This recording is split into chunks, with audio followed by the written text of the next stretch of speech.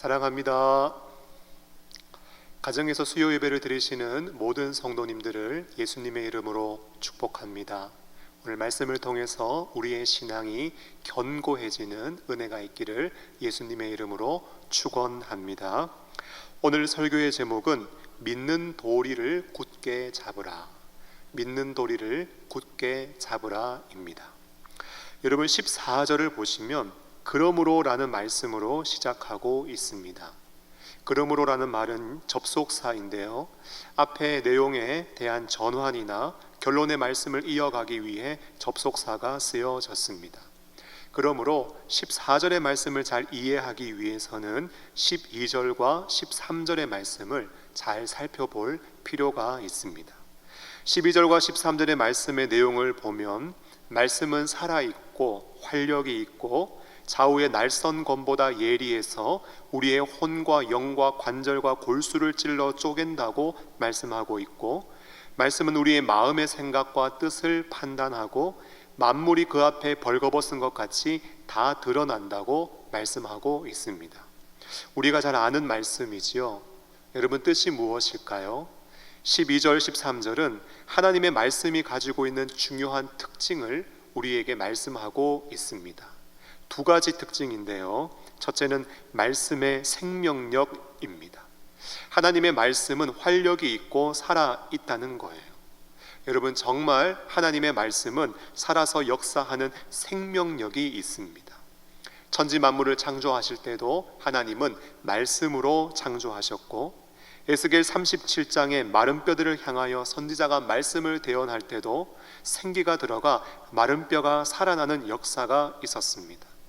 마치 의사가 날카로운 메스를 가지고 수술하듯이 말씀은 우리의 영혼의 죄악을 도려내고 우리의 심령과 인생을 새롭게 변화시키는 능력이 있는 말씀입니다. 실제 기독교의 역사를 보면 정말 변할 것 같지 않는 사람, 저런 사람이 과연 변할 수 있을까, 변화의 가능성을 전혀 기대하지 못하는 사람도 말씀을 통해 변화된 역사를 많이 보게 됩니다. 여러분 이것이 바로 말씀의 생명력, 말씀의 능력인 것이죠. 두 번째 의미는요, 말씀의 폭로성입니다. 사실 문맥상 두 번째 의미가 더 크다고 할 수 있는데요, 말씀의 폭로성은 무엇입니까? 말씀은 우리의 영과 혼과 관절과 골수를 찔러 쪼개고 우리 안에 감추어져 있는 것을 다 드러낸다라는 것입니다. 여러분 사람이 선해 보여도요, 그 속에 악한 죄성이 있습니다. 사람이 웃으며 이야기해도요, 그 속에 얼마든지 악한 의도를 가질 수 있고 위선적으로 행동할 수 있습니다. 속담에 10길 물속은 알아도 한 길 사람의 무엇은 몰라요? 사람 속은 모른다고 이야기하지 않습니까? 그러나 하나님 말씀 앞에서는요, 속일 수가 없습니다. 하나님 말씀은 우리의 생각과 마음, 우리의 깊은 모든 곳까지 다 감찰하시고 드러내십니다. 만일 제 설교가 이렇게 영상으로 찍혀서 송출되는 것처럼 여러분들이 행동하는 모든 삶의 내용 하나하나가 다 영상에 담기게 된다면, 더 나아가 생각부터 마음까지 고스란히 노출이 된다면 하나님의 심판대 앞에서 과연 우리는 구원을 얻을 수 있을까요? 사역을 하면서 이런 안타까운 이야기를 들은 적이 있습니다. 남편이 직분자인데요, 교회에서는 정말 눈에 띄는 훌륭한 모범 신자래요. 그런데 집에 와서는 언어 생활이 경건하지 않대요. 신앙생활이 엉망이래요. 그런 일로 다투거나 속이 상할 때는 비디오로 찍어서 교회에 한번 띄워주고 싶대요. 걱정하지 마십시오. 우리 교회 성도님은 아닙니다. 그런데요, 우리가 다 그래요. 우리의 마음 깊은 곳까지 숨김없이 찍어서 보여준다면 아마 낯이 부끄러워서 밖으로 다닐 수가 없을 것이고, 말씀의 폭로성 앞에 구원받을 사람은 아무도 없을 것입니다.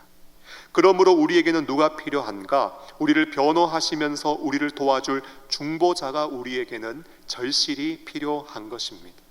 그러므로 13절 14절 행간에는요, 지으신 것이 하나도 그 앞에 나타나지 않음이 없고 우리의 결산을 받으실 이의 눈앞에 만물이 벌거벗은 것 같이 드러나게 되니 우리에게 중보자가 필요하지 않습니까? 라는 의미가 숨겨져 있는 것이고요, 말씀의 폭로성만 이야기하고 끝나버린다면 거룩하신 하나님 앞에 설 수 있는 사람이 단 한 사람도 없을 것이요 우리에게는 아무런 소망이 없을 것인데, 오늘 14절은 무엇을 말씀하고 있습니까? 그러므로 우리를 도와주실 분이 있다는 거예요. 그러므로 우리에게 큰 대제사장이 계신다는 거예요. 사랑하는 성도 여러분, 이 얼마나 감사하고 소망이 되는 말씀입니까? 여러분, 우리를 도와주실 분이 있어요. 우리를 변호해 주실 분이 있어요. 우리의 중보자가 되시는 대제사장이 있다라는 것입니다. 여러분, 지금부터 대제사장에 대해서 좀 살펴볼 것인데요, 우리가 주목해야 하는 몇 가지 표현들이 있습니다. 첫째로, 대제사장은 그냥 대제사장이 아니라 형용사가 하나 붙어 있는데요, 큰 대제사장입니다. 14절을 보세요. 그러므로 우리에게 큰 대제사장이 계시니. 여러분, 대제사장의 임무를 아시지요? 이스라엘의 절기 가운데 이스라엘 전 민족의 죄를 속하는 대속죄일이 있습니다. 대속죄일에 1년에 단 한 번 대제사장이 이스라엘 백성의 죄를 속하기 위해 짐승의 피를 가지고 지성소에 들어갑니다. 여러분, 1년에 딱 한 번이고요, 들어갈 사람은 대제사장밖에 없기 때문에 이스라엘 백성들에게 있어서 대제사장은 정말로 중요한 존재입니다. 히브리어서가 쓰여질 당시에는 큰 박해가 있었고요, 사람들은 큰 박해를 견디다 못해 유대교로 돌아가려는 배교의 움직임이 있었습니다. 그러므로 히브리서 기자는 예수의 신앙을 버리지 않도록 예수님이 얼마나 중요한 분인지, 얼마나 우월한 분인지를 이야기하고 있습니다. 유대인들은요, 천사들에 대한 경외심을 가지고 있었습니다. 그래서 히브리서 1장에서는 천사보다 크신 그리스도, 유대인들에게 있어서 가장 위대한 선자를 뽑으라면 무조건 그들은 모세를 뽑습니다. 그런데 모세는 율법을 받은 사람이요 가장 위대한 선지자인데, 히브리서 3장에서는 모세보다 뛰어나신 그리스도, 모세는 하나님의 집에서 종으로 봉사했는데 예수님은 하나님의 아들로 하나님의 집에서 봉사했습니다. 종과 아들이 비교가 안 되지요. 그 정도로 우월하신 분이에요. 5장에서는 최초의 대제사장 아론과 비교하여 아론보다 더 뛰어나신 그리스도, 7장에서는 아비도 없고 어미도 없고 족보도 없는 영원한 대제사장 멜기세덱의 반차를 따르는 대제사장이신 그리스도. 여러분, 그런 의미에서 그냥 대제사장이라 하지 않고 히브리서 기자는 큰 대제사장이라는 표현을 한 것입니다. 그러면 큰 대제사장은 무엇을 하셨습니까? 여러분, 14절을 보시면 그러므로 우리에게 큰 대제사장이 계시니 승천하신 분이라고 말씀하고 있습니다. 여러분, 예수님은 어떤 분이신가요? 예수님은 승천하신 분이십니다. 여러분, 승천하려면 어떻게 해야 되는지 아세요? 승천하려면 먼저 내려와야 합니다. 먼저 내려온 다음 그 다음 다시 올라가야 합니다. 히브리서 1장 1절로 3절 말씀을 나중에 꼭 찾아보십시오. 제가 읽어드립니다. 옛적의 선자들을 통하여 여러 부분과 여러 모양으로 우리 조상들에게 말씀하신 하나님이 이 모든 날 마지막에는 아들을 통하여 우리에게 말씀하셨으니 이 아들을 만유의 상속자로 세우시고 또 그로 말미암아 모든 세계를 지으셨느니라. 이는 하나님의 영광의 광채시요 그 본체의 형상이시라. 그의 능력의 말씀으로 만물을 붙드시며 죄를 정결하게 하는 일을 하시고 높은 곳에 계신 지극히 크신 이의 우편에 앉으셨느니라 말씀합니다.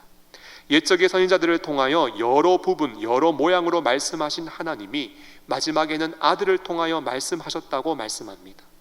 아들을 통하여 모든 세계를 만드셨다고 말씀하고, 그 아들은 하나님의 영광의 광채시요 본체의 형상이라고 말씀합니다. 정리하면은요, 여러분, 예수님은요 창조주 하나님이세요. 선지자들을 보낸 것처럼 하나님은 아들 예수를 이 땅에 보내셨습니다. 그리고 예수님은 하나님과 동일 본질의 신성을 가지신 하나님이신데 육신을 입고 이 땅에 오셔서 인간이 자신의 죄로 인하여 겪어야 할 고난을 당하시고 십자가의 죽으심으로 대속의 사역을 완성하시고 이후 하나님이 그를 살리시고 높이시며 하늘 보좌에 앉히신 것, 여러분, 승천의 의미 속에 이 땅에 오셔서 죽으시고 하늘에 올라가신 대속의 사역을 다 완성하신 위대하신 분임을 의미하고 있고, 또한 하늘에 올라가셔서 모든 권세를 회복하시고 하늘에서 이 땅을 통치하시고 다스리시는 왕이심을 의미하고 있습니다. 또 하나 승천 속에 담긴 두 번째 의미는요, 승천하신 자의 원어를 그대로 직역해 보면 하늘을 통과하여 지나가신 이로 번역이 됩니다. 그 의미는요, 대제사장이 성소 휘장을 통과하여 지성소에 들어간 것처럼 예수님은 하늘을 통과하셔서 하늘 지성소에 들어가셨다는 것을 의미하고 있습니다. 여러분, 이 땅의 지성소는 일시적입니다. 그리고 대제사장도 일시적으로 섬기고 있고요, 기껏해야 20년에서 30년 일시적으로 봉사합니다. 제물도 일시적으로 드려집니다. 그러나 하늘의 지성소는 영원합니다. 큰 대제사장이신 예수님도 영원하시고 예수님께서 친히 자신을 화목제물로 살을 찢으시고 피를 쏟으셔서 드린 제물도 영원한 효력을 지니고 있습니다.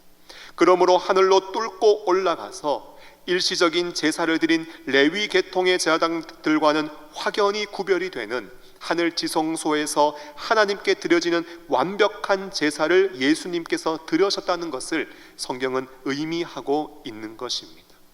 그런 의미에서요, 천주교에서 드려지는 미사, 또 천주교에서 가르치고 있는 교리는 참으로 잘못된 교리입니다. 우리는 예배를 드리지만 천주교에서는 미사를 드린다고 하지요. 미사 때 떡을 받을 때 그 떡이 정말로 예수님의 몸으로 변화된다라는 거예요.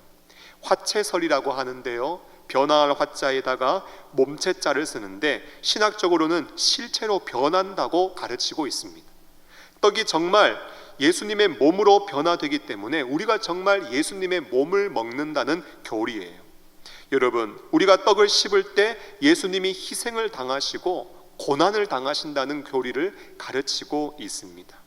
미사를 드릴 때마다 예수님이 고난을 당한다, 미사를 드릴 때마다 예수님이 우리를 위해서 희생을 감당하신다. 여러분, 이것은 은혜로운 교리가 아니라 히브리서의 진리를 정면으로 반박하는, 예수님의 완벽한 단 한 번으로 이루신 속죄를 부인하는 잘못된 교리인 것입니다. 여러분, 그리스도의 속죄 제사는 단회적입니다. 그리고 영원합니다. 그리고 완벽한 제사입니다. 사랑하는 성도 여러분, 이 사실을 믿으시기를 바랍니다. 중간 정리하면은요, 큰 대제사장은 승천하셨습니다. 오셔서 대속의 사역을 완성하시고 올라가셔서 하나님의 권위를 회복하시고 지금도 다스리시고 통치하고 계시고 하늘로 뚫고 들어가셔서 완벽한 제사, 완전한 제사를 드리셨다는 의미를 가지고 있습니다. 이어서 14절은 말씀합니다. 승천하셔서 하늘 보좌에 앉으신 분이 누구라고 말씀하십니까? 그러므로 우리에게 큰 대제사장이 계시니 승천하시니 곧 하나님의 아들 예수시라 말씀하고 있습니다. 여러분, 예수님은요, 하나님의 아들이심을 성경은 말씀하고 있습니다. 우리는 아들이라고 이야기하면 좀 아버지에 비해서 덩치도 작고 지식과 지혜가 부족하고 힘이 약한 열등한 존재로 인식하지요. 그런데 성경은요, 하나님의 아들이라고 이야기할 때 예수님이 하나님보다 못하다, 열등하다는 의미를 이야기하는 것이 아닙니다. 예수님이 하나님과 동일한 신성을 가지신 존재론적인 차원에서 동일한 분임을 우리에게 말씀하고 있는 것입니다. 역할에 대해서는 좀 차이가 있을 수 있겠지요. 그러나 본질에 있어서, 존재에 있어서는 동일한 하나님이십니다. 여러분, 이 사실을 유대인도 알고 있었습니다. 예수님이 나는 하나님의 아들이다라고 했을 때 유대인들의 반응이 어떠했습니까? 아, 예수님이 참 겸손하시구나, 그렇게 반응했습니까? 그렇지 않지요. 신성 모독한다고, 하나님과 동등하게 표현한다고 예수님을 정죄했습니다. 유대인들조차도 열등의 개념이 아니라 하나님의 아들은 하나님과 동일하다라는 의미를 알고 있었던 것입니다. 그런데 히브리서 기자가요, 우리에게 큰 대제사장이 계신데 그분은 승천하신 분이시며 그분은 하나님의 아들 예수 그리스도다라고 말씀하고 있습니다. 여러분, 이게 복음인 것입니다. 우리에게 있어서 유일한 중보자, 죄를 대속하기 위해서 이 땅에 오셨고 완전한 속죄를 이루시고 승천하셔서 하나님 보좌 우편에서 지금도 우리를 다스리고 계시는 하나님의 아들 예수 그리스도, 하늘로 올라가셔서 모든 권세를 가지시고 완전한 속죄를 이루시며 하늘 지성소에서 역할을 감당하고 계시는 큰 대제사장이 우리에게 계시기 때문에 여러분, 우리는 믿는 도리, 우리의 신앙을 굳게 붙잡을 수 있어야 하는 것입니다. 앞에서도 말했듯이 아마 히브리서를 받는 독자들은요, 굉장한 박해 가운데 있었을 것입니다. 대부분 학자들은 생각하기를 히브리서를 받는 독자들은 유대교에 속했을 가능성이 많다고 이야기합니다. 본래 유대교에 속한 사람들인데 복음을 듣고 예수님을 믿고 기독교로 개종했습니다. 그로 인하여서 엄청난 박해와 유대교로 다시 돌아오라는 회개의 유혹 가운데 그들은 있었을 것입니다. 공개적인 모욕과 환난을 참아야 했습니다. 하루하루 숨을 죽이며 살아야 했습니다. 그러나 그들은 믿음을 저버리면 안 돼요. 이들은 믿는 도리를 굳게 잡아야 합니다. 왜요? 우리에게는 큰 대제사장이 계시기 때문입니다. 천사보다, 모세보다, 육신의 지상보다 더 위대하시고 우월하신 대제사장, 하나님의 아들로서 하늘과 땅의 모든 권세를 가지시고 단번에 영원한 속죄를 이루신 우리에게 큰 대제사장이 계시기 때문에 그러므로 너희는 믿는 도리를 굳게 붙잡으라고 히브리서 기자는 말씀하고 있는 것입니다. 여러분, 믿는 바 도리를 굳게 붙잡으라고 하는데 도리가 무엇일까요? 여러분, 믿는 바 도리 할 때 도리라는 것은요, 원어를 보면 confession, 고백, 신앙 고백을 의미합니다. 사도신경이라고 볼 수 있지요. 그 신앙 고백 붙잡으라는 거예요. 좋게 보면 예수님에 대한 신앙 고백, 그것을 부인하지 말라는 것입니다. 여러분, 예수님에 대한 신앙 고백의 핵심이 무엇입니까? 예수는 그리스도 하나님의 아들 구세주라는 고백입니다. 본문이 쓰여질 당시 1세기지요. 그런데 1세기뿐만 아니라 콘스탄틴 대제가 313년에 밀라노 칙령을 내렸으니까 그때 기독교가 공식 공인이 되었는데 그 전까지 기독교는 엄청난 박해를 받았습니다. 로마 황제들의 10대 박해를 아시지요? 정말 끔찍한 박해가 연이어졌습니다. 어떤 사도는 십자가에 거꾸로 못 박혔습니다. 어떤 사도는 톱으로 켜서 죽임을 당했습니다. 어떤 사도는 목베임을 당했고 사나운 짐승의 먹이로 죽은 사람도 허다합니다. 전승에 의하면 사도 요한은 펄펄 끓는 물에 던져졌습니다. 그런데 하나님의 은혜로 아무 해도 입지 않고 나왔습니다. 그 이후에 밤모섬으로 귀양을 가게 되었는데 전승에 의하면 그래요. 아마도 요한계시록을 기록하라고 목숨을 살려주신 것이 아닌가 생각이 됩니다. 아무튼 엄청난 고난과 박해를 초대교회 성도들이 감당했습니다. 일부 기독교인들은 카타콤이라는 곳에 들어가서 은밀하게 신앙생활했습니다. 그 가운데 어떤 사람은 밝은 빛 한 번 바라보지 못하고 신앙생활하다가 죽음을 맞이한 사람도 있습니다. 거기서 암호로 사용했던 말이 익투스라고 주장하는 학자들이 있는데요. 여러분, 자동차나 열쇠고리에 물고기 모양을 하고 있는 사람들을 혹시 보신 적이 있습니까? 물고기가 헬라어로는 익투스입니다. 그런데 그 말은요, 예수 크리스토 스테우 히오스 소테르, 예수 그리스도 하나님의 아들 구세주, 이 5단어의 첫 머리 글자를 합하면 익투스입니다. 그것을 카타콤에서 당시에 암호로 사용했을 것이라고 주장하는 학자들이 많습니다. 여러분, 캄캄한 카타콤 지하 동굴에서 누가 누군지 어떻게 압니까? 나를 잡으려고 온 사람인지 어떻게 압니까? 그런데 어느 누군가가 익투스 하면, 여러분, 신자라면 그 이야기를 듣고 신앙 고백을 하는 거예요. 예수 그리스도 스테우히오스 소테르.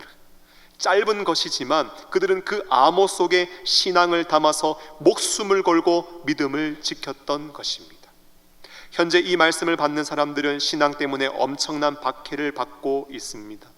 그런데 그런 사람들을 향하여 히브리서 기자는 말씀하고 있습니다. 우리가 믿는 도리 굳게 붙잡읍시다. 예수 그리스도 하나님의 아들 구세주이신 예수 그리스도를 믿는 신앙의 도리를 굳게 붙잡읍시다. 그것을 고백하고 있는 것입니다. 이 말씀은 오늘날 우리에게도 동일하게 우리의 신앙을 도전하고 있다고 저는 확신합니다. 예수님 때문에 핍박당할 때마다, 세상의 유혹 앞에 설 때마다 사랑하는 성도 여러분, 이 말씀을 기억하시기를 바랍니다. 우리에게는 큰 대제사장이 있다라는 거예요. 하나님의 아들이 계시다라는 거예요. 하늘을 뚫고 하늘 지성소에 들어가서 단번에 영원한 속죄를 이루신 큰 대제사장, 그리고 지금도 하나님 보좌 우편에서 이 땅을 통치하시고 다스리시며 우리를 위하여 중보하시고 기도하시는 분이 계시다라는 거예요. 오늘날 이 땅의 한국교회는 전쟁의 시기에도 모여서 드렸던 예배를 교회적으로 자발적으로 중단하고 가정예배로 전환하여 예배를 드리고 있는 현실입니다. 우리 안에 적지 않은 불편함과 어려움이 있지만 그럼에도 불구하고 우리보다 훨씬 더 극심한 박해 속에서도 신앙을 지키고 있는 많은 형제 자매들이 있음을 우리는 잊지 말아야 합니다. 이슬람권에서 신앙생활하고 있는 형제 자매들, 중국과 가까운 북한 지하교회에서 신앙생활을 하고 있는 성도들이 그러하지요. 만일 예수 믿는 신앙이 발각되어지면 가족이 가족을 고발해서 죽이게 됩니다. 자매라면은 성폭행도 서슴없이 자행해 버립니다. 지금도 예수 이름 때문에, 예수 신앙 때문에 고난받고 순교당하는 사람이 1세기보다 더 많은 것이 오늘날의 영적 현실입니다. 그럼에도 불구하고 오늘 히브리서 4장 14절은 그러므로 우리에게 큰 대제사장이 계시니 승천하시니 곧 하나님의 아들 예수시라 우리가 믿는 도리를 굳게 잡을지어다.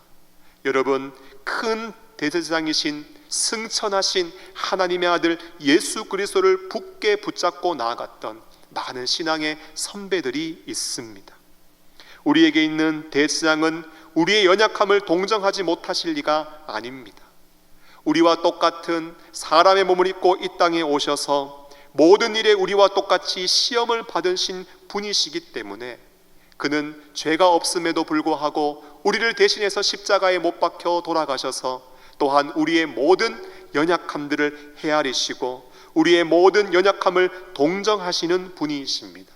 그러므로 우리가 어떠한 상황과 형편에서든지 긍휼을 얻기 위하여, 때를 따라 돕는 은혜를 얻기 위하여 은혜의 보좌 앞으로 나아간다면 하나님은 우리에게 은혜를 베풀어 주시고 우리의 심령을 붙잡아 주시고 하늘 보좌에서 우리를 위하여 기도하시며 우리의 심령을 주장하여 주셔서 흔들림 없이 믿음의 걸음을 걸어 나아갈 수 있도록 우리를 주장해 주시는 살아계신 하나님이신 줄로 믿습니다.